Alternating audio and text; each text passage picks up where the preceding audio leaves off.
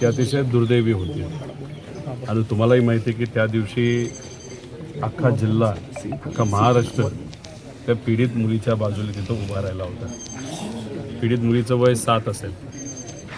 तिच्यावर अत्याचार झाला. अत्याचार करणारा 18 ते 19 वर्षाचा त्यावेळेस होता. आणि मग त्यानंतर तिला अक्षरशः ठेचून तिला तिथं मारण्यात आलं. नसरापूरला जी घटना काही दिवसांपूर्वी 3 वर्षाच्या मुलीवर घडली, ती अशीच काहीतरी तिथं घडली होती. खरं तर ही घटना घडून 3 वर्ष झाले. त्यावेळेससुद्धा तुमच्या सगळ्यांच्या म्हणजे मीडिया असेल, इथल्या लोकांच्या प्रयत्नांमुळे, सामाजिक कार्यकर्त्यांच्या प्रयत्नांमुळे त्यावेळेस फास्ट ट्रॅक कोर्ट हे लावण्यात आलं होतं. सगळीकडे चर्चा फास्ट ट्रॅक कोर्टचीच आहे.